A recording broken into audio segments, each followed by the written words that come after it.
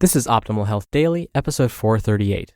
Being mindful with your training and nutrition, setting a new standard for yourself, part 1, by Deen of JCDFitness.com. And I'm your host and narrator, Dr. Neil.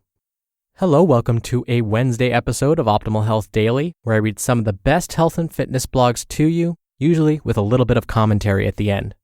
Now, just like the last couple of episodes, today's post is a bit on the longer side, so I'll read the first half today and then finish it up tomorrow.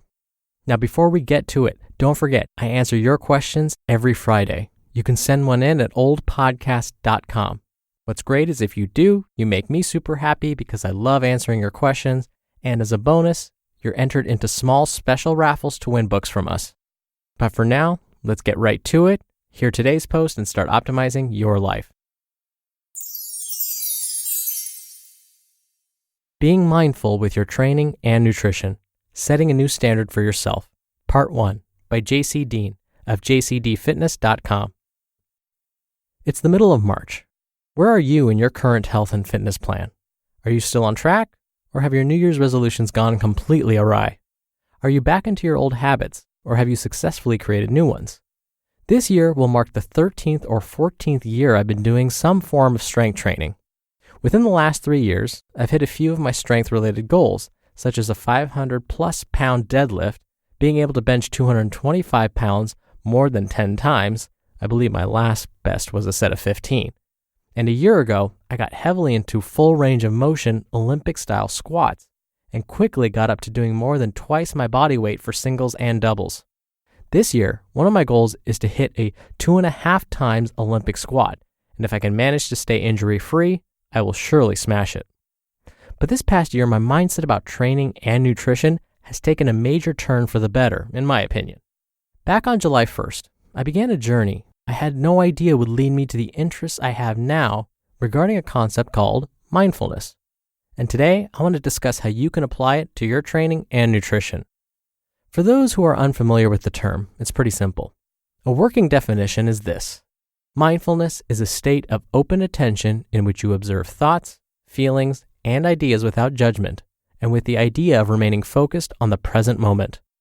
Of course, there are other definitions primarily derived from Buddhism, but that's way beyond the scope of this piece.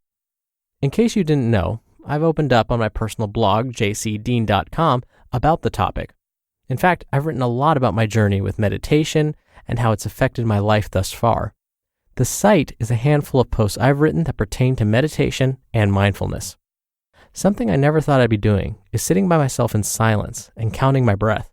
In fact, I used to scoff at people who practice this because I deemed it a monumental waste of time. I've since eaten my words, and I'm glad I gave in. I want to give you some ideas of what it's like to be more mindful about your fitness and nutrition. I'll give you examples of how I do it and how I've benefited as a result. At this stage in my training career, I now simply train because it's a part of me, rather than something I'm making an effort to do. So, what's different than before? Awareness plus the deliberateness to be mindful about something. Have you ever noticed yourself doing a certain task, but find your mind in a completely different place? This is the opposite of mindfulness. It's like when you're driving. The last thing you're thinking about is how the steering wheel feels in your hand, or your ability to fumble through your Facebook feed while changing the radio station. Or what about when you're on the phone with someone, but grocery shopping at the same time? Your attention is somewhere, but it's probably not where it needs to be. Practical application in training and nutrition. When I used to train, I was wrapped up in certain goals, both short-term and long-term. For the short term, I was all about progressive overload. Wednesday, I hit all of my reps on my squats, so today it's time to increase the weight. With regards to the long term, I was always shooting for a certain number, oftentimes a percentage of where I wanted to be that would promise an improvement in my 1 rep max. I found myself too focused on the future without acknowledging the present.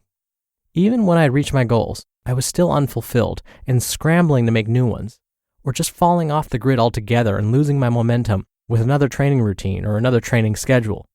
In comes mindfulness. As I began to meditate in July 2012, things started to change. At first, I was sitting for 5 minutes per day, in silence, and going absolutely mad, just waiting for it to be over.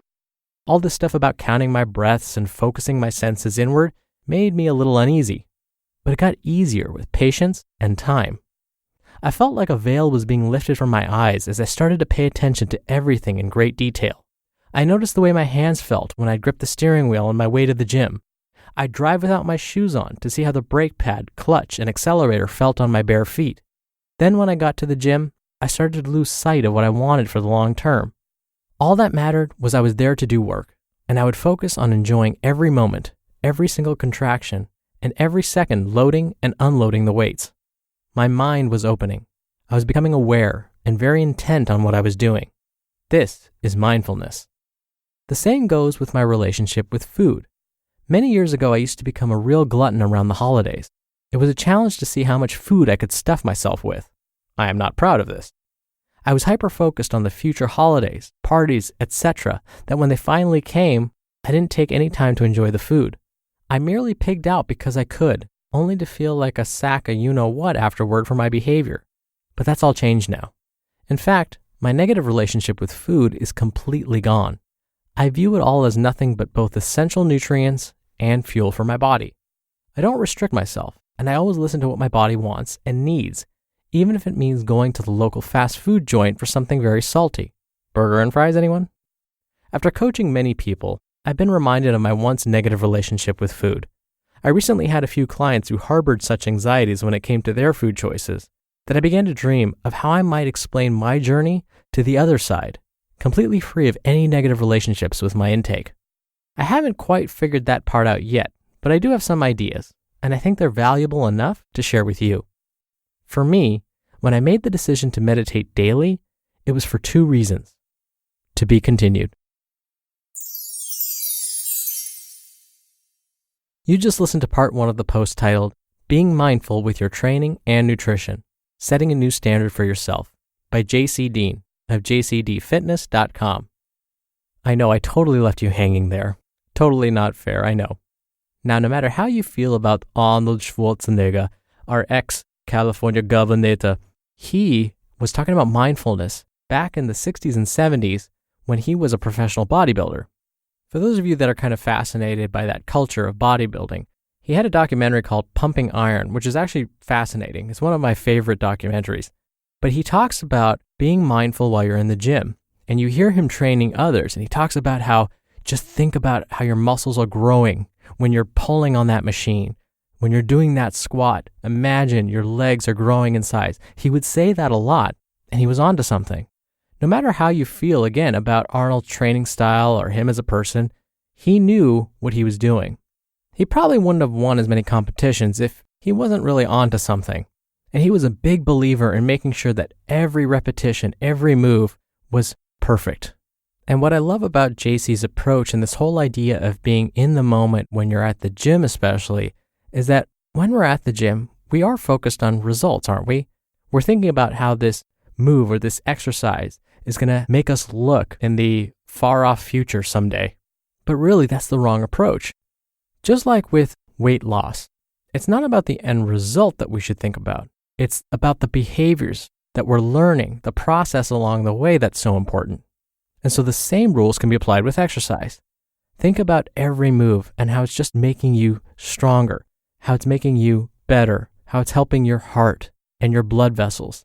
Don't think about what you're going to look like by doing these moves. Focus on the process. Enjoy the journey. If you do that, the results have to follow. Now, like I mentioned at the top of the show, I answer your questions right here on the podcast every Friday in special Q&A episodes. You can ask me anything related to diet and nutrition, stress management, exercise, and lots more. Just call and leave me a message with your question. The phone number is 61 I love OHD, or you can send in an audio question through our site, oldpodcast.com. That's more friendly if you want to do multiple takes and hear yourself before sending it in. And by the way, if you send me a question, you make me happy, and you're entered into special raffles to win books every month from us, which makes you happy, hopefully. All right, that does it for today. I hope you have a great rest of your day. I'll be back here for tomorrow's show where we'll finish up this post and where your optimal life awaits. Hello, Life Optimizer. This is Justin Malik, creator and producer of this show and Optimal Living Daily, the brother podcast of this one. Literally, I'm Dr. Neil's brother. If you like the format of this show, you'll love Optimal Living Daily too, where I also read to you from blogs, but cover other topics like personal development, finance, and minimalism from bloggers like Derek Sivers, The Minimalists, Zen Habits, and many more. So for more amazing content read to you for free, come subscribe to Optimal Living Daily too, and together we'll optimize your life. You've been listening to Optimal Health Daily. Be sure to hit the subscribe button to stay up to date on each new episode, and head to oldpodcast.com. That's oldpodcast.com for a free gift, as well as more actionable tips and resources to help you maximize your potential. Thanks for joining us, and remember, your optimal life awaits.